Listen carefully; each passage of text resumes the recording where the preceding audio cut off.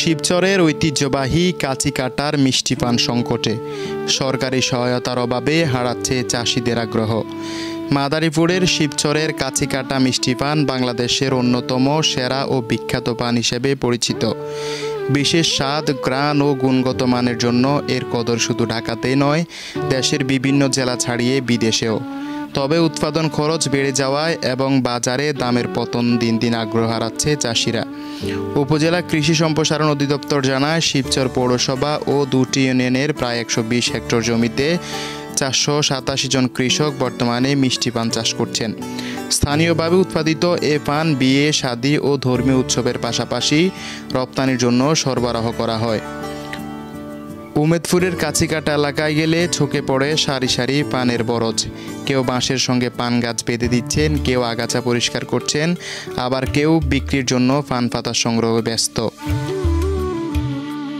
সবুজে মোড়া এই দৃশ্য যেন যে কারো মন ভরিয়ে তুলবে, কিন্তু দৃশ্যের আড়ালে চাষিরা হিমশিম খাচ্ছে বাড়তি খরচ সামলাতে।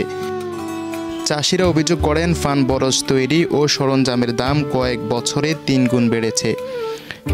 প্রতি বিঘা নতুন বরজ তৈরি করতে খরচ হচ্ছে 2 থেকে 3 লাখ টাকা, অথচ পান বিক্রি করে আয় হচ্ছে মাত্র 1 লাখ টাকারও কম।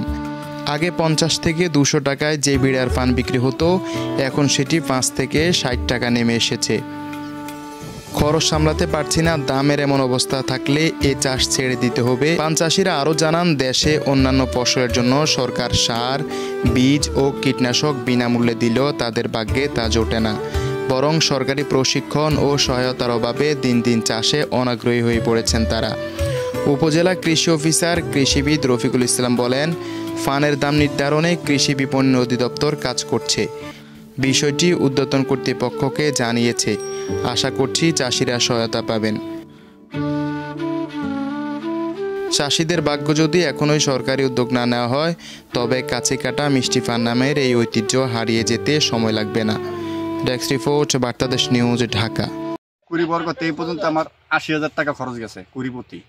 কুড়িপতি আমার এই পর্যন্ত 20,000 টাকা বিক্রি হয়েছে। এবার পান চাষের মানে বেশি, আপনার পানের ফলন ভালো এবং সম্পূর্ণ জায়গায় পান যতটুকু দরকার তার সাথে দ্বিগুণ হয়েছে আর কি। এই জন্য এই পানের দামটা কমে গেছে। সরকার তো আমাদের নাই, এই যে সরকার উনি তো বাইরে কোনো ইম্পোর্ট করতে পারতেছে না, ইম্পোর্ট নাই বাইরে।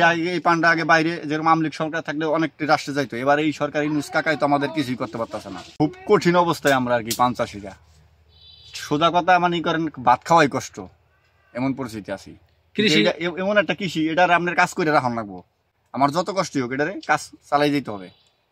এমন না যে আমি পুষ্করিতে মাছ চাষি খাওয়ান বন্ধ রাখলাম, ফিডের দাম বাইরে গেছে, কিন্তু এটার মধ্যে আমার মানে ভরপুর দিতেই হবে। কৃষি ব্যাপারে কোনো খাদেই নাই পান চাষ। তারা আসেনি আপনার এখানে? না, মাছ চাষ করি 6টা গেরাস আমার, হেয়ে নেওয়া যায় না কোনো কৃষি বিঘা নাই। আমাদের সমস্যা হলো পানের দাম নাই। হ্যাঁ, সবটার দাম বেশি। চাষি বাঁচলে কষ্ট হয়ে যায়। চাষি বাঁচলে আমরা বাঁচতে পারি, দুটো কম দেখবে আমাকে দেয়। চাষি না বাঁচলে আমাকে কোনো দাম নেই। আপনি কি মনে করেন, চাষিদের কি লস হবে না লাভ হবে? চাষিদের লাভ হলে তো ভালো, লোকসান গেলে তো আমাদের কষ্ট হয়ে যায়। এবার বাজার দর এবার মনে হয় আমাকে বাঁচতে অনেক কষ্ট হয়ে যায়।